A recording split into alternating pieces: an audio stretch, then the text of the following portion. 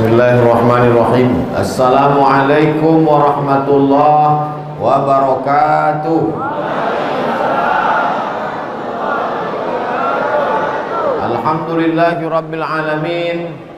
Wassalatu wassalamu ala ashrafil khalqi ajma'in, sayyidina wa maulana Muhammadin wa ala alihi wa sahbihi wa man tabi'ahu ila yaumiddin. Subhanaka la ilma lana illa ma 'allamtana innaka antal alimul hakim.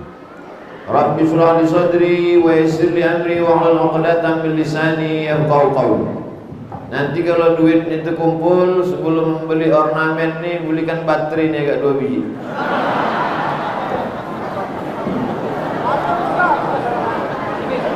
Alim ulama, cerdik pandai, tokoh masyarakat, hadirin hadirat yang besar tak dibau gelar, yang kecil tak dapat disebut nama. Insyaallah semuanya dimuliakan Allah Subhanahu wa taala. Yang membawa mushaf Al-Qur'an bisa dibuka surat Al-Maidah ayat 90. Saya yakin dan percaya tak ada yang bawa Quran karena semua sudah hafal Al-Qur'an. A'udzu billahi minasy syaithanir rajim. Ya ayyuhalladzina amanu. Yang dipanggil Allah Ta'ala dalam ayat ini hanya orang yang percaya saja. Percaya bahwa dia akan mati, percaya bahwa setelah mati itu nanti dia akan hidup lagi, percaya bahwa segala perbuatannya nanti akan dihisab, percaya bahwa akan dihitung, akan ditanya di hadapan Allah, percaya bahwa ada surga, percaya bahwa ada neraka, percaya bahwa ada malaikat kiraman katibin, percaya bahwa dia akan disiksa kalau buat dosa, percaya kalau dia akan dapat surga kalau berbuat pahala, percaya dia bahwa Allah akan membalas segala perbuatan dia walaupun sebesar biji sawi. Jamaah yang hadir malam ini percaya apa tak percaya? Alhamdulillah, terserah, tak percaya tak apa-apa. Yang percaya mati, yang tak percaya mati juga. Ya ayyuhalladzina amanu. Hai orang-orang yang percaya bahwa dia akan mati, tapi dia tidak sama macam kambing mati, tak sama macam ayam mati, tak sama macam anjing mati. Binatang kalau sudah mati selesai, tamat riwayatnya. Kalau kita tengok ada kambing sakratul maut disembelih, itulah sakit yang terakhir. Siapa yang dipanggil Pak? Hah? Apa masalahnya Pak? Apa masalahnya? Hah? Apa? Jangan siaran langsung. Jangan siaran langsung, jangan streaming. Tonton aja lah. Dongeng elok-elok. Semua ndak jadi kameramen, semua ndak jadi TV One. Ya ayyuhalladzina amanu, hai orang yang percaya. Orang yang percaya itu disebut mukmin. Kalau perempuan mukminah maka disebut muslimin, muslimat, mukminin, mukminat. Muslimin, muslimat, mukminin, mukminat yang belum kawin dan belum sunat, semuanya dimuliakan Allah Ta'ala. Innamal khamru, yang pertama khamar. Khamar, kain yang menutup rambut ibu namanya khimar. Apa namanya? Khimar. Pakai kha, khimar. Kalau pakai ha koci, himar. Himar artinya keledai. Keledai lebih besar dari kambing, lebih kecil dari kuda, namanya keledai. Adapun yang dikunyah-kunyah itu kedelai. Innamal khamru, sesungguhnya khamar. Khamar itu asal katanya khimar. Khimar artinya kain yang menutup rambut ibu-ibu. Ibu-ibu itu kan pakai telekung, pakai jilbab. Itu di dalam itu ada kain menutup rambutnya. Maka kain menutup rambutnya itu bahasa Arabnya khimar. Kalau kain menutup rambut namanya khimar. Kalau khamar Apa hubungan khamar dengan khimar? Kalau khimar menutup kepala, kalau khamar menutup isi kepala. Orang kalau sudah minum khamar, tertutup otaknya, tertutup isi kepalanya, tertutup akalnya, tak bisa dibedakannya mana kawan, mana lawan, mana musuh, mana tetangga, mana anak orang, mana bini orang, mana bini dia. Namanya khamar. Orang duri menyebutnya apa khamar nih? Tua. Terserahlah, enggak tua, enggak kamput. Khamar itu asalnya anggur. Anggur tuh di Mesir murah pak, murah bu. Musim panas, anggur itu 1 kilo cuma 2 pon. Zaman saya kuliah di Mesir tahun 1998 sampai 2002, 4 tahun saya di Mesir. Musim panas, bulan Juli, bulan Agustus, banjir anggur. Anggur tuh sekilo cuma 2 pon. 1 pon 2000 perak. Berarti sekilo anggur berapa perak? 4.000 perak anggur sekilo. Nah, 4.000 perak anggur sekilo. Balik saya ke Pekanbaru, pergi saya ke supermarket, saya tengok 70.000. Gemah ripah loh jenawi, tongkat dan batu jadi tanaman. Tengok anggur 70.000. 4.000 perak harga anggur sekilo. Kalau sudah banjir, anggur-anggur busuk, anggur-anggur berulat, anggur-anggur hitam, maka anggur ini di Jazirah Arab sejak zaman jahiliyah memang banjir. Akhirnya anggur itu dipijak-pijak, anggur itu diinjak ramai-ramai. Yang menginjak itu kaki yang elok, kaki yang busuk, kaki bekurap ikut menginjak. Lalu kemudian anggur tadi disaring pakai kain. Setelah disaring pakai kain, dimasukkan ke botol. Setelah dimasukkan ke botol, seminggu bebuih dia melalui proses namanya fermentasi. Lalu disitulah otomatis keluar satu zat yang disebut dengan alkohol. Bukan bahasa Arab, walaupun pakai al. Alkohol, almari, aluminium bukan bahasa Arab. Alkokat bukan bahasa Arab. Alkohol itu tercipta dengan sendirinya. Siapa yang mau buat alkohol, besok pagi beli anggur sekilo, habis itu di blender. Setelah blender masukkan ke botol, simpan selama seminggu, bebuih dia, maka dia sudah berubah menjadi khamar. Kalau diminum hukumnya haram. Kalau kena kepada pakaian, ikhtilaf ulama. Nanti kita bahas. Innamal khamru, sesungguhnya khamar, asalnya khamar itu adalah cairan anggur. Bagaimana kalau yang bukan dari cairan anggur? Contohnya apa? Cairan nira. Ada nira di duri. Cairan nira dipotong pangkal kolang-kaling. Kolang-kaling kan? Potong pangkalnya kolang-kaling itu apa? Hah? Terserahlah apa, pokoknya bertangkai. Dipotong, habis itu menetes, ditampung pakai buluh, pakai bambu, manis. Tapi kalau dia dibiarkan bermalam, dikasih ragi, bebuih, melewati proses fermentasi, maka dia berubah menjadi ada zat alkoholnya. Maka kalau ada orang minum nira yang sudah fermentasi bebuih, ada alkoholnya, berubah dia menjadi tua. Apa hukum tua? Nanti kalau ada orang menantang, apa hukum tua? Haram. Mana dalilnya? Ya ayyuhalladzina amanu innamal tua. Mana ada? Yang ada dalam Al-Quran, ya ayyuhalladzina amanu innamal khamru. Yang ada dalam Quran itu khamar. Adapun tua tak ada.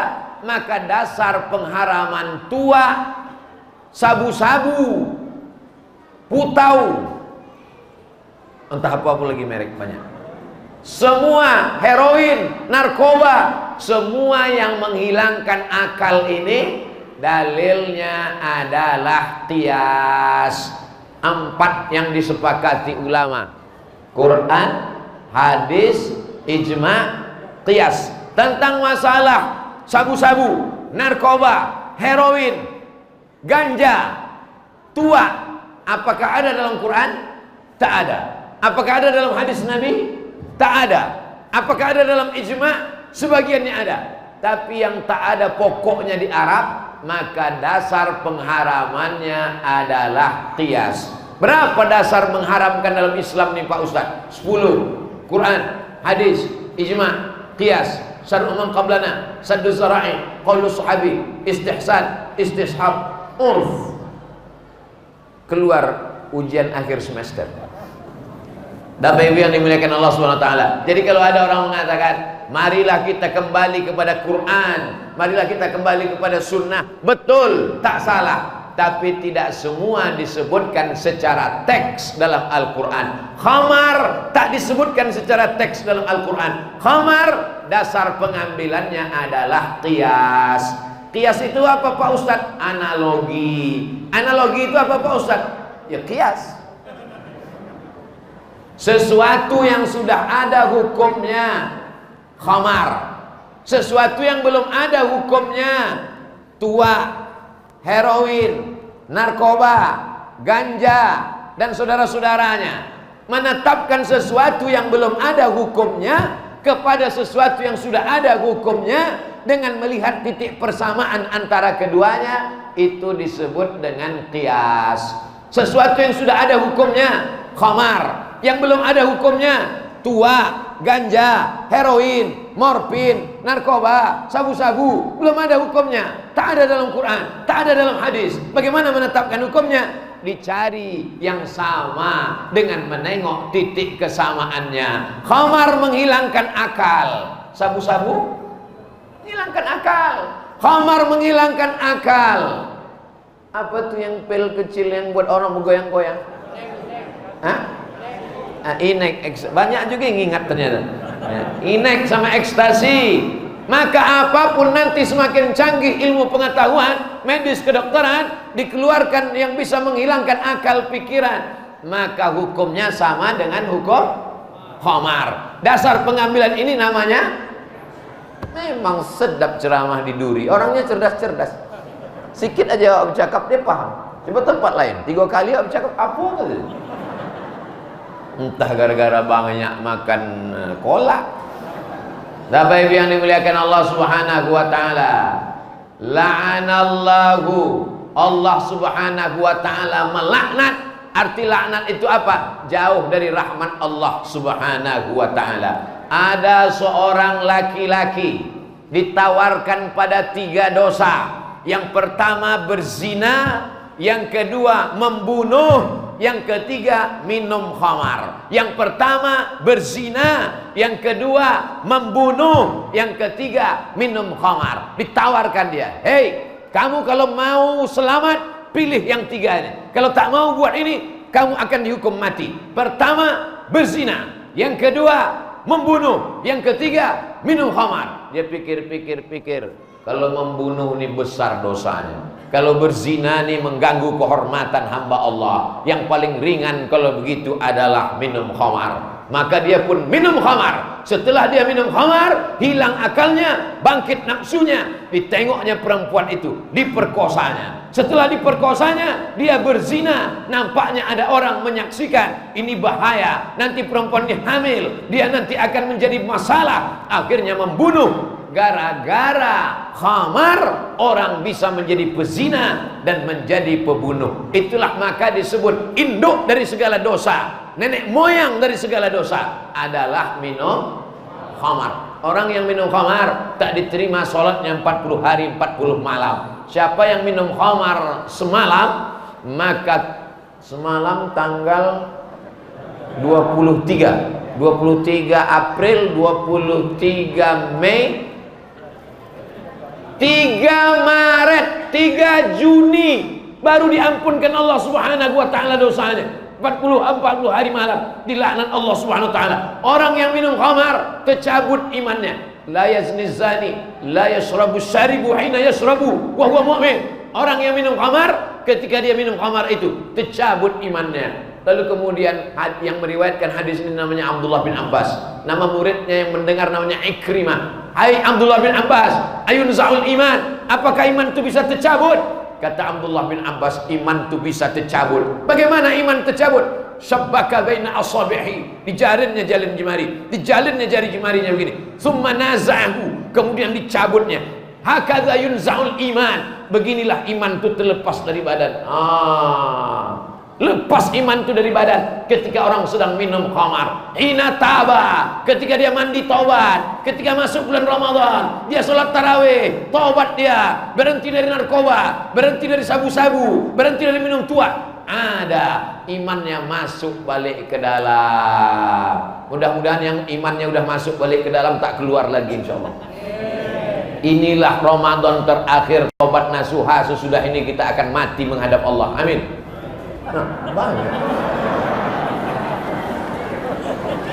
Bagaimana kalau ada? Rupanya ini tak bisa ngadap ke kanan. Asal ngadap ke kanan mati dia. Bagaimana kalau? Oh, enggak. Bagaimana kalau ada orang mau minum khamar, duit tak ada? Karena khamar ini harganya mahal. Akhirnya apa yang terjadi?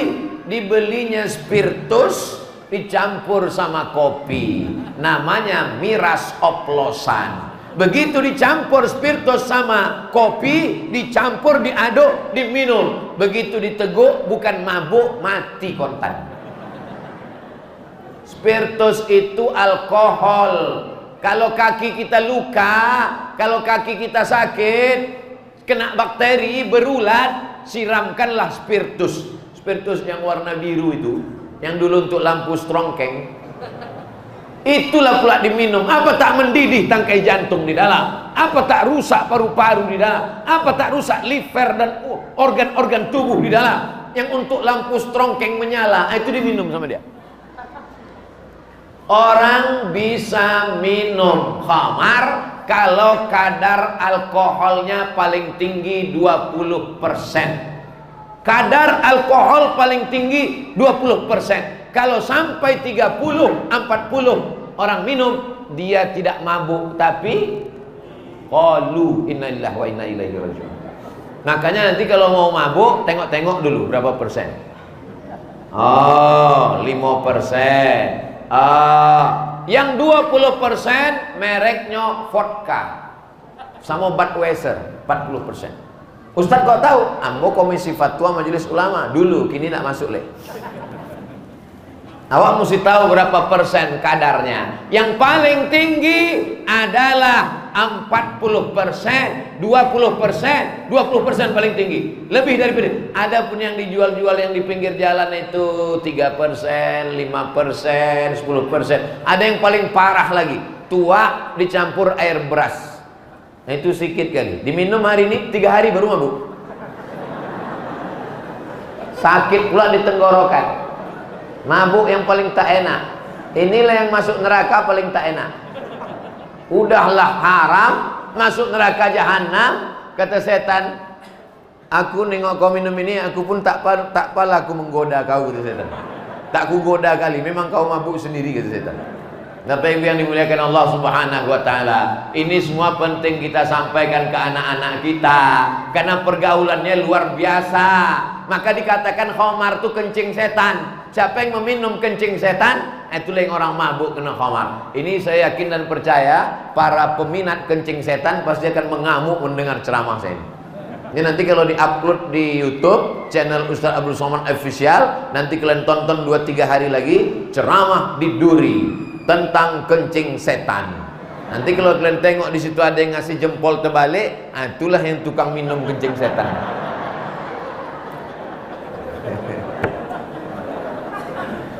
Pak Ustadz, bagaimana kalau kami muda dulu suka minum khamar, kami suka pakai narkoba? Innallaha la yaghfiru an yushraka bihi.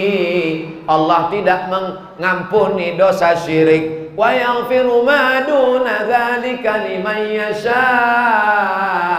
Allah mengampunkan dosa selain syirik. Kabar gembira bagi yang pecandu narkoba, yang dulu mengisap ganja, yang dulu minum khamar, yang dulu minum tua, yang dulu pakai morfin, yang dulu pakai ekstasi. Sebelum masuk dia pakai ekstasi, sebelum dimakannya ekstasi, sebelumnya diminumnya ekstasi, kepanasannya begini dia kipas. Nah, begitu udah masuk ekstasi, kipas itu diam, kepala dia goyang.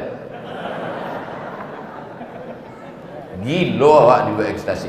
Berapa banyak ayah kandung, malu saya mau menyampaikannya, tapi ini fakta, ini data, berita. Berapa banyak ayah kandung memperkosa anak kandung gara-gara khamar, mabuk. Sudahlah miskin, susah, melarat, minum khamar, balik, mabuk, tak bisa dibedakannya. Mana bini dia, mana anak dia. Habis hantam kromo, bantai saja, riba sudi. Nauzubillah. Mudah-mudahan kita diselamatkan dari khamar ini. Paling enak ceramah tentang sabar. Orang kalau ceramah tentang sabar tak ada orang marah. Jamaah sekalian, marilah kita sabar. Ibu-ibu, ibu kita sabar ya bu ya. Ibu siap sabar. Ibu siap sabar. Ibu siap sabar. Suaminya dilarikan pelakor, sabar. Jadi katanya sabar. Kalau sudah cerita khamar, maka orang marah. Abdul Somad cerita tentang khamar, bandar sabu-sabu marah, penjual narkoba marah, tukang minuman khamar marah, yang tukang memberikan izin supaya buka pabrik khamar marah, yang tukang jualan khamar marah. Tapi saya tak peduli, yang penting saya sudah menyampaikan. Yang amar ma'ruf banyak, mari sholat, mari puasa, mari baca Quran. Tapi yang nahi mungkar banyak orang takut. Kita laksanakan amar ma'ruf nahi. Saya tak menyalahkan ustaz-ustaz yang amar ma'ruf, karena itu memang sudah kewajiban kita bersama. Tapi yang mungkar nih mesti kita jelaskan, supaya anak-anak kita tahu, cucu-cucu kita tahu. Saya dibawa oleh BNN, Badan Narkotika Nasional. Assalamualaikum. Waalaikumsalam. Ustaz Abdul Somad bisa kami bawa bersama BNN besok? Bisa. Ketua BNN Ustaz Abdul Somad, dokter. Dokter pun berceritalah, bapak-bapak, ibu-ibu, saudara sekalian, narkoba ini sangat berbahaya sekali. Nanti dia akan masuk ke otak kita, ujung-ujungnya mati. Masuk dia akan ke merusak jantung, merusak mati. Pokoknya ceritanya mati aja semua. Habis itu datang bapak BNN, polisi. Bapak-bapak, ibu-ibu, saudara-saudara, anak-anak muda sekalian, jangan sampai kita pakai narkoba, nanti pakai narkoba kena pasal sekian masuk penjara, ini masuk penjara. Nah, yang tadi mati, yang ini penjara. Nah, dianggap mereka Ustaz Somad datang untuk menenangkan. Nah, sekarang mari kita dengarkan Ustaz Abdul Somad tentang narkoba. Siapa yang pakai narkoba, neraka jahanam tempatnya. Tembak aja cocoknya, matikan ya Pak. Lebih ngeri pula lagi Ustaz itu. 2-3 hari sesudah itu menelponlah ibu tadi. Kebetulan yang sama kami itu dokter, ibu-ibu. Assalamualaikum. Waalaikumsalam. Ini betul nomor Ustaz Abdul Somad? Betul, tak salah lagi. Bu siapa? Saya dokter. Oh iya bu, dokter. Kita kemarin sama waktu penyuluhan Badan Narkotika Nasional Pak Ustaz. Iya bu, iya bu. Apa tuh bu? Ustaz Somad, ini orang kena narkoba tidak selesai dengan dokter dan polisi, tidak selesai dengan penjara. Orang yang kena narkoba ini mesti disehatkan melalui sentuhan agama. Mesti diceramahi. Kau akan mati, kau akan tua, kau akan sakit, kau akan masuk rumah sakit, kau akan di ruang ICU. Kau mau kemana? Hidup ini hanya sementara. Jadi Ustaz Somad tolong nanti berikan penyuluhan di tempat kami, tempat orang-orang kena narkoba ini. Insya Allah bu, insya Allah saya datang. Insya Allah. Sampai sekarang tak ada di teleponnya lagi. Entah ibu tuh mati, entah apa. Tapi saya tetap sampaikan. Artinya bapak-bapak dokter, bapak-bapak polisi, bapak-bapak ibu yang ada di Badan Narkotika Nasional, kalian pakai ceramah saya ini, kalian tontonkan di BNN, kalian tontonkan di rehabilitasi, maka mudah-mudahan bermanfaat, mengalir amal jariahnya insyaallah. Amin. Nah, ini penting. Ustaz Somad nanti selesai pengajian mampir ke rumah ya. Wah, ini pasti ngajak makan ini. Bisa datang ke rumah Pak Ustaz? Oke, I am coming. Sampailah ke rumah. Akhirnya dikasih makan, dikasih minum, kiki ketawa segala macam. Sampailah pada poin intinya. Apa intinya nih Pak Haji? Apa intinya nih Bu Haji? Rupanya ada yang mau kami sampaikan Pak Ustaz. Kenapa tak disampaikan di masjid tadi? Malu Pak Ustaz. Apa masalahnya? Anak kami kena narkoba Pak Ustaz. Oh, jadi bisa Ustaz bacakan Al-Fatihah. Mana pula Fatihah menyelesaikan narkoba? Allah Ta'ala menyelesaikan narkoba melalui Al-Fatihah. Tapi tetap ada usaha dan ikhtiar. Saya akan bacakan Al-Fatihah, saya akan doakan anak ibu. Tapi tolong catat doa ini ya Bu. Catat doa ini Bu. Ini doa narkoba.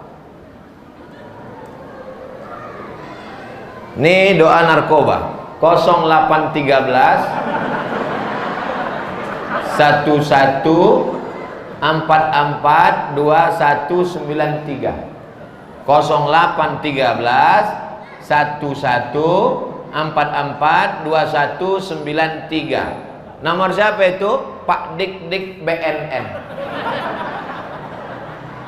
Ditelepon lah. Assalamualaikum. Waalaikumsalam.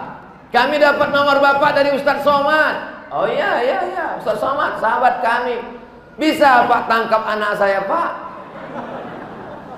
Maka dibuatkanlah skenario, akhirnya ditangkaplah. Jumpa bulan berikutnya. Apa kabar Bu? Alhamdulillah Pak Ustadz. Gimana kabar anaknya? Sudah ditangkap. Sekarang sedang rehabilitasi. Tapi kalau ditanya tetangga, jangan bilang tangkap. Anak ibu kemana? Udah tak nampak berapa hari nih. Sedang S2. Di mana? Di Bandung.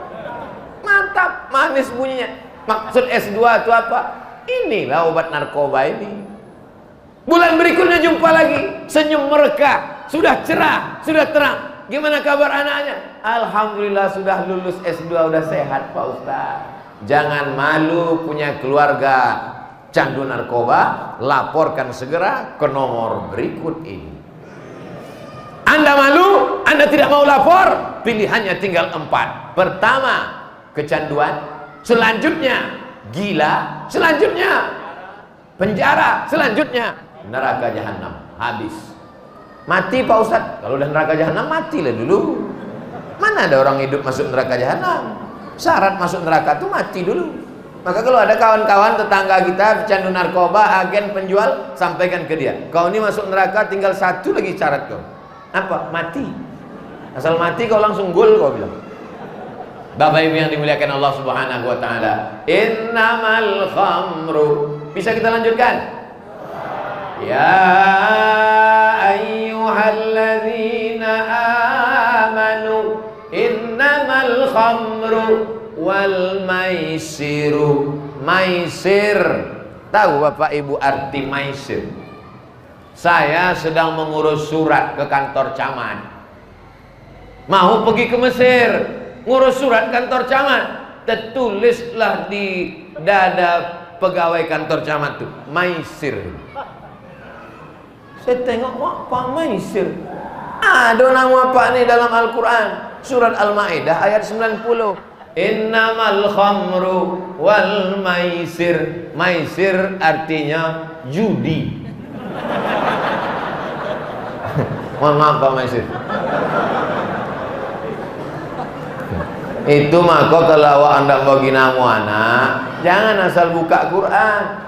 Ini buka Quran. Aku ya Allah, apa yang tertengok aku nanti itu ku kasih nama anak. Buka.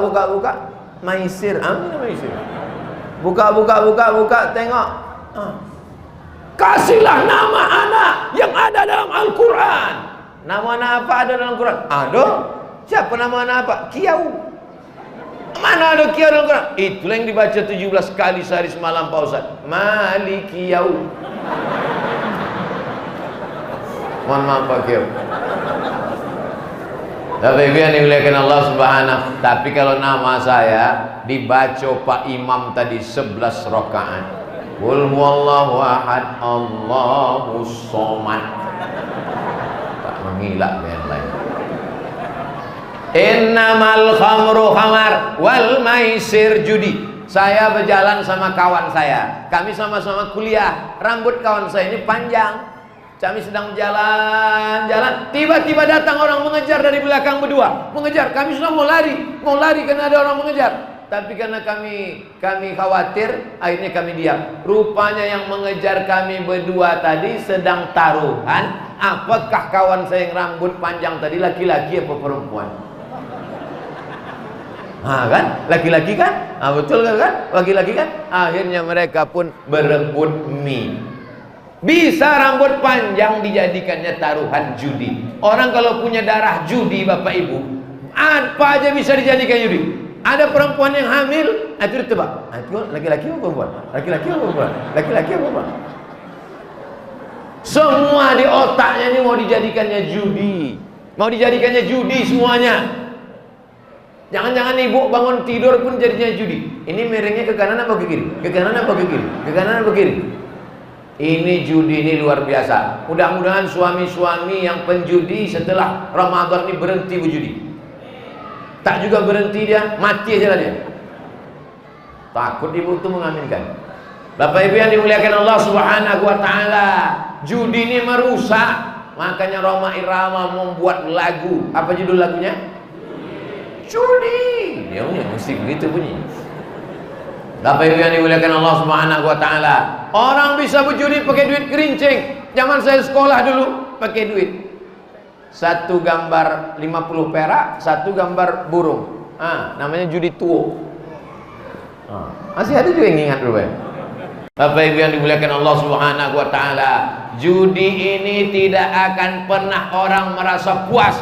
Menang 100 ingin 200, menang 200 ingin 400, sampai akhirnya rugi. Kalaupun ada orang menang berjudi, hanya sementara saja, dia tidak akan merasakan kenikmatan, dan dia sudah zalim aniaya, memakan harta orang. Dulu waktu masih ada SD, SB, waktu masih ada Korkas, tukang ojek, tukang gali paret, tukang beca, mereka ini bukan salah. Rezeki yang mereka cari ini halal dengan tetes bulu keringat mereka. Tapi karena ingin kaya mendadak, akhirnya duit yang didapat dengan cara tetes bulu keringat air mata ini habis hanya gara-gara judi, dan judi. Togel, toto gelap, dan lain sebagainya. Alhamdulillah, judi-judi yang model itu tak ada lagi. Tapi orang masih main gaple, orang masih main truk, orang masih main domino dengan alasan yang macam-macam. Ini hanya untuk sekedar minum kopi aja, ini hanya sekedar minum makan mie aja. Padahal makanan, minuman, kalau dia haram, sepiring mie, segelas kopi, segelas susu, segelas teh, maka dia akan masuk ke badan, akan menjadi darah daging. Ayyuma lahmin, setiap daging di badan, nabata min haramin, tumbuh dari yang haram. Fannaru aulabi, tempatnya api neraka. Jangan-jangan ibu besok pagi mau masak sahur, kenapa lakuan ini tak panas-panas? Rupanya laki sudah dipakainya tabung gas main judi. Yang saya ceramahkan ini fiktif atau fakta? Fakta, kenyataan. Yang saya sampaikan ini, berapa banyak ibu-ibu yang mengadu kepada Ustadz, tolonglah Ustadz ceramah tentang judi Pak Ustadz. Motor kami sudah terlelang Pak Ustadz, surat tanah, bahkan surat rumah kami ini pun sudah digadaikan Pak Ustadz, hanya untuk judi. Suami sudah tak pulang-pulang lagi Pak Ustadz. Kalau begini caranya Pak Ustadz, daripada dia main judi terus, biarlah dia nikah sekali lagi, tak apa-apa Pak Ustaz. Oh, takut ibu. Kalau gitu lebih baiklah mati dia Pak Ustaz. Oh jangan, kita doakan supaya terbuka pintu hatinya, dapat hidayah insyaallah. Amin. Bapak Ibu yang dimuliakan Allah Subhanahu wa taala, ceramah Ustaz Abdul Somad menyampaikan ayat-ayat Al-Qur'an, karena penyakit-penyakit ini dinyatakan secara jelas, tidak main sindir-sindir, langsung saja. Innamal khamru wal maisir. Yang ketiga, wal ansab. Wal ansab artinya menyembelih binatang untuk patung-patung. Menyembelih binatang, kambing, ayam, kerbau, lembu, onta, burung puyuh, burung merpati, disembelih untuk pokok kayu yang rimbun dan rindang. Hai hantu, segala hantu penjaga, tolong kalian terima ini. Inilah persembahan kami ayam jantan. Terimalah ayam jantan, kaki hitam, mata hitam, bulu hidung hitam, semuanya hitam. Malam itu bermimpi, datang jinnya. Hai kau yang menyembelih tadi, Ada kambing nggak? Masa dari dulu ayam-ayam terus gitu. Bosan dong gitu. Wal ansab, menyembelih binatang untuk berhala, menyembelih binatang untuk hutan. Itu hutan-hutan di Riau, kalau mau dibuka kebun sawit, kebun karet, kebun gota, mau dibuka, itu mesti dipotongkan dulu ayam, dipotongkan daging kepala kambing. Supaya apa? Supaya apinya tidak melarat kemana-mana. Disemah. Orang Duri tahu menyemah. Semah namanya. Maka datanglah ulama. Datanglah ulama. Asal ke kanan tak berbunyi. Datanglah ulama.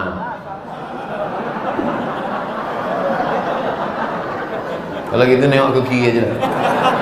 Datanglah ulama. Ulama dari kabupaten, dari Siak Sri Indrapura. Kata ulama tadi bertanya sama orang Melayu. Kalian orang Melayu? Yo buya, yo ulama. Apa yang kalian buat nih? Kami kalau tidak membuka hutan, kami potong kambing. Kepala kambing ini kami kasih kepada jin-jin penjaga nih. Oh, tak boleh, haram. Kalau kambing tak kami potong, nanti air sungai tak mengalir, ikan tak datang. Kalau kambing tak kami potong, hujan tak turun, karena ditahan oleh jin-jin penjaga hantu jembalang tanah. Kalau tak kami potong, maka nanti api ketika membakar. Ulama dulu orangnya santun. Dia tidak mengatakan jangan lakukan. Dia tak marah-marah. Apa yang dikatakan ulama dulu?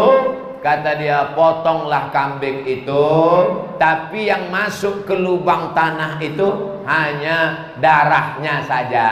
Potonglah, silakan potong. Kalian orang Melayu, kata mufti kerajaan Siak Sri Indrapura, kalian mau memotong, silakanlah potong. Silakan potong kambing, silakan potong ayam, darahnya saja yang masuk ke dalam. Kepalanya Datuk, kepalanya Tuan, kepalanya antarkan ke rumah saya. Nah, apakah boleh orang Islam makan darah? Tak boleh.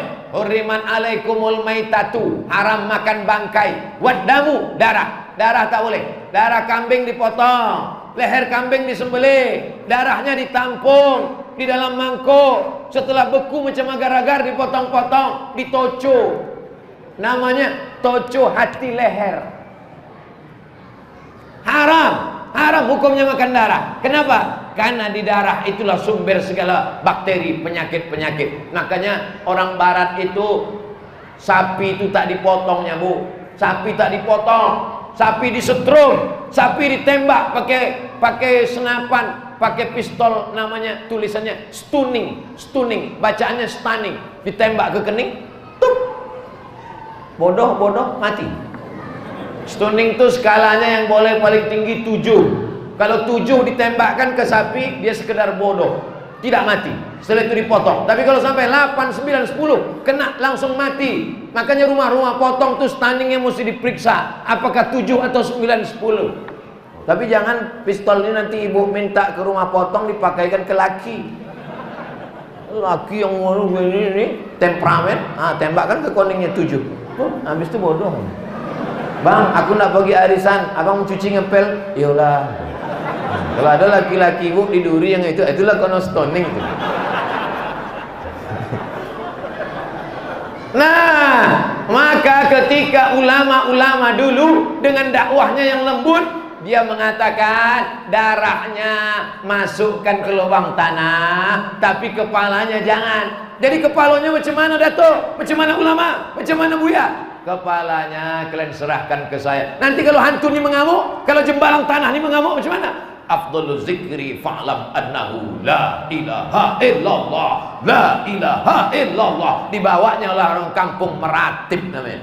Ratib itu artinya zikir yang terus menerus. Makanya ada dalam tarekat Naksabandiyah namanya ratib toga, karena berzikir sambil berdiri, la ilaha illallah, la ilaha illallah, sampai akhirnya hantu jembalangnya tanahnya hilang. Bukan hilang karena dikasih kepala kambing, tapi hilang karena la ilaha illallah. Para khalifah, para mursyid-mursyidin tarekat Naqsabandiyah mengislamkan suku Sakai, mengislamkan orang Melayu dengan cara yang santun, tidak melarang orang motong. Silakan potong, darahnya buang, kepalanya antar ke rumah. Itulah asal muasal kalau Ustadz kenduri pasti dikasih kepala kambing. Ampun, diundang kenduri kepala kambing, 3 kepala kambing.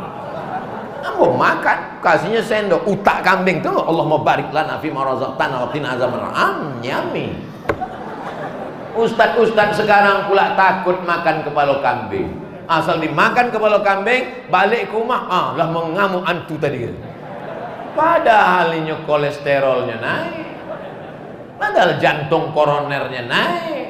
Tapi ibu yang dimuliakan Allah Subhanahu wa taala, alhamdulillah orang Duri tak ada lagi menyembelih ayam, darahnya disiram-siramkan ke toko. Orang Duri tak ada lagi menyembelih kambing, darahnya disiramkan ke mobil baru. Tak ada lagi orang Duri memotong kerbau lalu kemudian dimasukkan ke lubang tanah. Semua kepala kambing, kepala kerbau, kepala ayam sudah masuk ke kuali. Alhamdulillah.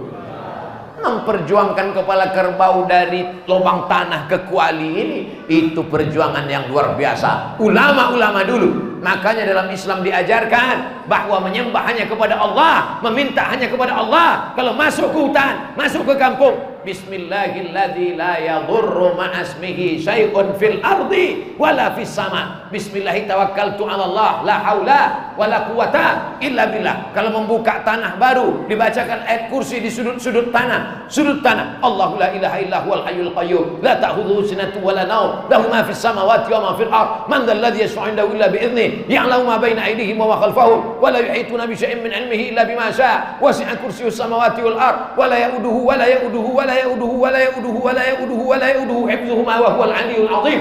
Begitu yang dilakukan para sahabat Nabi. Mereka masuk ke rumahnya tengah malam, dia bacakan ayat kursi, minta tolong kepada Allah Subhanahu wa taala. Iyyaka na'budu wa iyyaka nasta'in, la haula wa la quwata illa billahil aliyyil azim. Jadi orang kalau tauhidnya kuat, insyaallah hantu jembalang tanah. Kenapa Pak Ustaz saya bacakan ayat kursi hantunya tak pergi? Karena yang membacakan itu dengan hantu yang dibacakan itu sama ulahnya.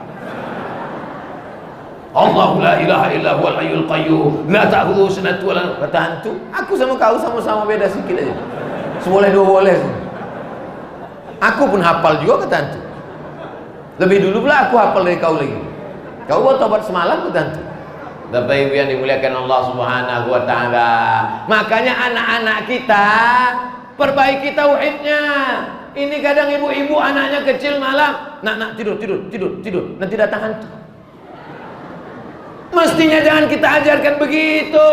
Anak kita ajarkan sebelum tidur ambil wudhu, salat witir, usolli sunatal witri. Kalau habis tarawih witirnya di masjid, tapi kalau di luar Ramadan witirnya di rumah. Supaya apa? Kalau kau berwudu dikirim Allah malaikat sebelum tidur malam, baca Fatihah, Qul huwallah, Qul rabbil falaq, Qul rabbin nas, ayat kursi, pangkal Al-Baqarah, ujung Al-Baqarah, hembuskan ke tapak tangan, disapukan ke muka, ke kepala, ke badan, miring ke kanan. Bismika Allahumma ahya wa amut. Ninda cepat-cepat tidur, nanti datang hantu.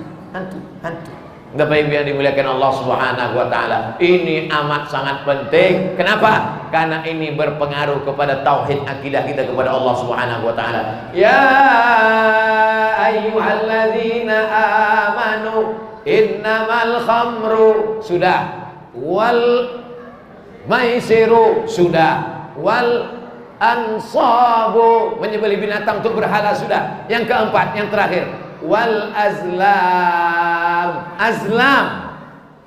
Apa azlam ini? Azlam adalah anak panah. Ini anak panah. Payah pula buat anak panah. Anak panah yang belum dikasih bulu ayam. Dipangkal anak panah ini dikasih bulu ayam biar supaya arahnya tepat sasaran. Payah saya menjelaskannya karena tak ada anak panah. Kalau ada saya contohkan sekali mana.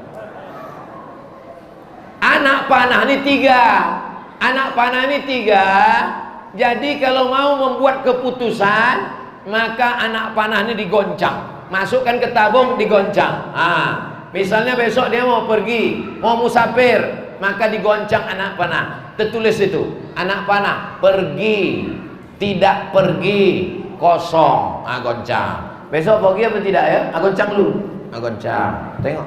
Pergi. Pergi. Besok bisnis apa tidak ya? Goncang. Besok jualan apa tidak ya? Goncang. Namanya azlam. Ada orang duri namanya azlam. Kalau ada berarti tukang guncang anak panah.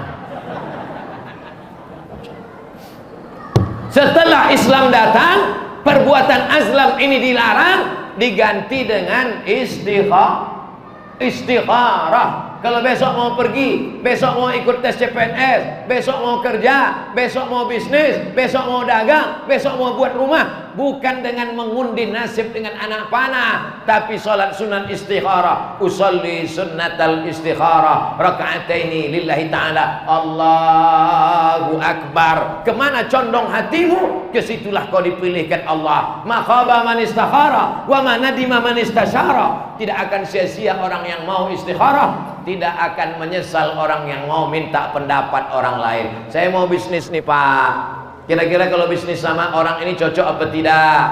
Kira-kira kalau saya lanjutkan ini bisnis karet, gotah, sawit, kacang tanah, ternak ikan, ternak puyuh, ternak ayam, cocok apa tidak? Oh, menurut saya kau jangan ternak puyuh di sana. Kenapa? Itu dekat airport. Kenapa tak boleh ternak puyuh dekat airport? Karena dekat airport itu pesawat selalu lalu lalang, puyuh ini stres, bising mendengar itu, akhirnya dia tak mau kawin. Akhirnya puyuh tak bertelur. Jadi ada ilmunya.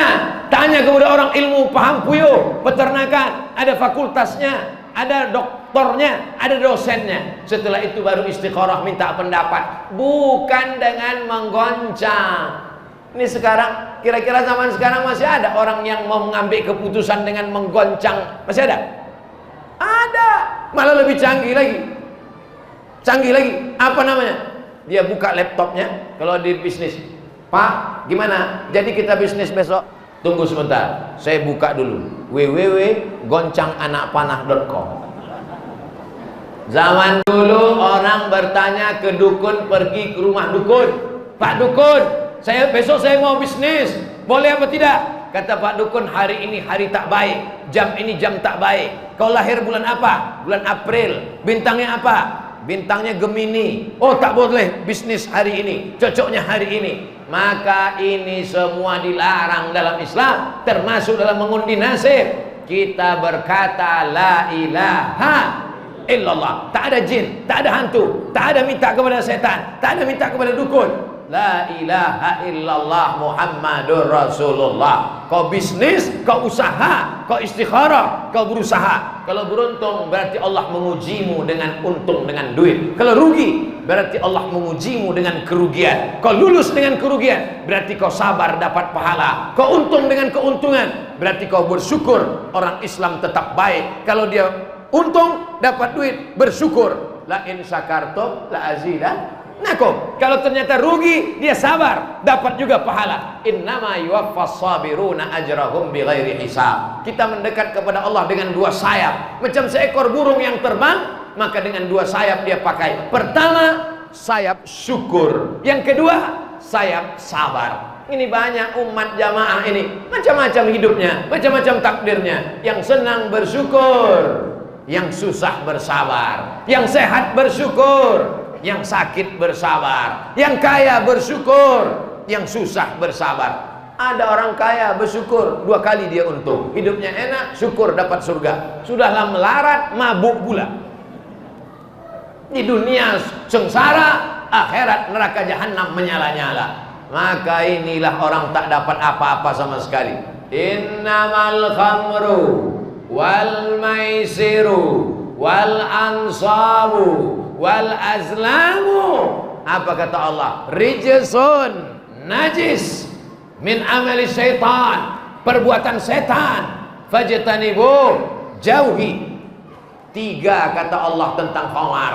Khamar itu najis, perbuatan setan, jauhi. 3 kata Allah tentang narkoba. Narkoba itu najis, perbuatan setan, jauhi. 3 kata Allah tentang mengundi nasib. Mengundi nasib itu najis, perbuatan setan, jauhi. la'allakum tuflihun. Kalau kau jauhi yang 4 ini, insya Allah engkau akan menang beruntung dalam hidup. Amin. Saya tak percaya ceramah Ustaz Somad. Tetangga saya jual narkoba, buktinya dia kaya, rumahnya besar, mobilnya besar, bininya besar, dompetnya besar, duitnya besar. Katanya kalau pakai narkoba susah.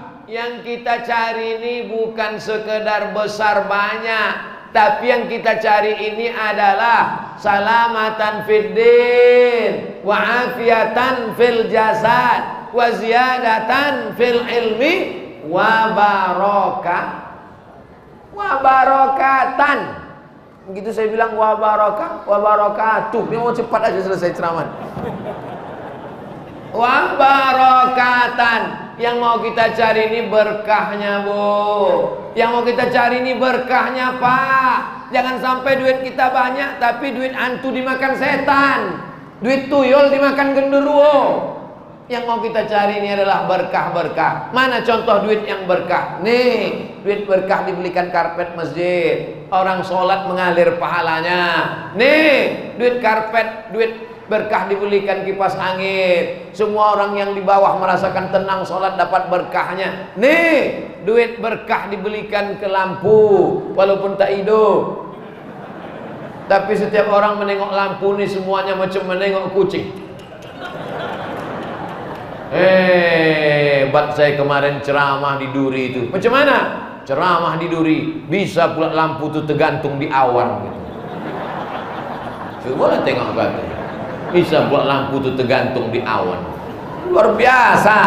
Tapi semua yang berkah-berkah ini dilarang oleh setan. Setan selalu menghadang. As-syaitanu ya'idukumul faqra. Setan selalu membisikkan, jangan kau bersedekah, nanti kau akan fakir. Jangan kau bersedekah, nanti kau kena Covid. Jangan kau bersedekah, ini sekarang musim susah cari duit. Jangan kau sedekah, jangan kau sedekah, jangan kau sedekah, jangan kau sedekah. Supaya apa? Supaya setan dapat kawan di neraka. Setan tuh kerjanya multi level marketing. Tapi bukan berarti orang level marketing setan tuh mengajak-ajak orang, ayolah, ayolah, ayolah, jangan sedekah, jangan sholat, jangan puasa, ayolah kata setan. Tapi Bapak Ibu saya yakin dan percaya masyarakat Duri melawan setan. Buktinya apa? Masjidnya bagus. Buktinya apa? Ini ornamen hiasan-hiasan, tukang sudah datang dari Dumai. Insya Allah sekali lagi nanti saya datang kemari, udah cantik ukiran-ukirannya insya Allah. Tapi yang paling salut saya nengok masjid di Duri ini adalah bahwa jamnya mahal sampai 2-3 biji, kipas anginnya banyak, lampunya bagus, tapi tak perlu dikunci. Aman itu. Hah? Aman kan? Entah aman, entah memang belum hilang, wallahu alam. Ada masjid, saya tempat ceramah masjid, itu kotak sedekahnya dilas pakai rantai besi pakai. Tapi ini lah tidak pakai jeruji besi. Tapi walaupun bagaimana, ini mesti kita cepat tutup juga. Takut kita berubah pikiran habis Ramadan ini kan. Soalnya sekarang ya setan-setan masih dibelenggu. Ini begitu Idul Fitri lopeh setan-setan. Bapak Ibu yang dimuliakan Allah Subhanahu wa taala. Tadi saya mulai tausiah jam 8:30, sekarang jam 9:30. 60 menit kita sudah bersama. 60 menit ini insyaallah bernilai amal soleh. Nanti kalian kalau ditanya anak-anak muda, siapa yang ceramah tadi? Ustaz Abdul Somad. Apa yang dia ceramahkan? Entah sabu-sabu, entah aku deh. Yang diceramahkan Ustaz Somad tadi surat Al-Maidah ayat 90. Kalau hafal bacakan, ya ayyuhalladzina amanu innamal khamru wal maisiru wal ansabu wal azlam rijsum min amali syaitan fajtanibuh la'allakum tuflihun. Caranya supaya ingat terus, caranya biar supaya ingat terus, pakai waktu sholat. Nanti waktu bangun malam jangan lama-lama tidur. Pulang dari sini, pulang langsung tidur supaya mudah bangun nanti malam tahajud jam 9. jam 9, jam 10 langsung tidur. Yang tak bisa tidur, singgah ke warung, beli Antimo 2 biji. Tidur jam 10, jam 11, jam 12, jam 1, jam 2, jam 3 bangun. Jam 3 bangun. Usolli sunnatal wudu raka'ataini lillahi ta'ala. Allahu akbar. Bismillahirrahmanirrahim. Alhamdulillahi rabbil alamin. Ar-Rahmanir Rahim. Maliki yaumiddin. Iyyaka na'budu wa iyyaka nasta'in. Ihdinas siratal mustaqim. Siratal ladzina an'amta 'alaihim ghairil maghdubi 'alaihim waladdallin. Amin. Bismillahirrahmanirrahim. Ya ayyuhalladzina amanu innamal khamru wal maisiru wal ansabu wal azlam rijsun min 'amali syaitan fajtanibuh la'allakum tuflihun. Allahu akbar. Apa ayat kau pendek betul? Itu ceramah Ustaz Somad tadi. Rakaat kedua, baliklah macam semalam, kulhu balik. Bapak Ibu yang dimuliakan Allah Subhanahu wa taala. Jadi kita bersama malam ini tetap jaga protokol kesehatan. Jangan share-share video gambar. Kalau sampai gambar ramai-ramai ini kalian share, berarti 2-3 hari lagi aku masuk penjara gara-gara ini. Karena pasal keramaian. Makanya tak ada baleho, tak ada banner, tak ada pengumuman. Kita datang spontan begitu saja berkumpul memeriahkan malam Ramadan. Man qama Ramadan. Siapa yang menghidupkan malam Ramadan? Imanan karena iman, wahtisaban karena hanya mengharapkan balasan dari Allah. Ghufira lahu ma taqaddama min dzambi, diampunkan Allah dosa-dosanya yang lalu. Amin. Maka malam Ramadan kita hidupkan, namanya qiyam. Qiyam artinya tegak, tegak artinya tak tidur. Tidurnya hanya sedikit saja. Selama ini sedikit-sedikit tidur. Di bulan Ramadan tidurnya sedikit. Selama ini sedikit-sedikit makan. Di bulan Ramadan makannya sedikit. Maka di bulan Ramadan malamnya kita isi dengan qiyam. Apa diisi? Salat-salat sunat, baca Quran, zikir, muhasabah, introspeksi diri. Bangun jam 3 malam, aku nih mau kemana? Umur sudah 40-50. Kawan-kawan tetangga sahabat udah banyak yang mati. Coba hitung-hitung, kawan SD mati, kawan SMP mati, kawan SMA mati, kawan kuliah mati, kawan tetangga sebelah kanan mati. Tinggal aku lagi yang belum. Kenapa aku masih belum mati? Kita belum mati bukan karena rajin menjaga 4 sehat 5 sempurna. Buktinya apa? Banyak orang yang sehat mati. Kita hidup bukan karena kita muda. Buktinya apa? Banyak budak kecil baru lahir berangkat mati. Kenapa kita masih hidup sampai malam Ramadan yang ke-13 ini? Karena Allah sayang sama kita supaya kita beramal soleh. Isi sampai malam terakhir Ramadan, sampai malam Idul Fitri, sampai malaikat maut datang mencabut nyawa yang keluar dari mulut la ilaha illallah Muhammadur Rasulullah sallallahu alaihi wasallam. Al-Haziniyah Al-Fatihah.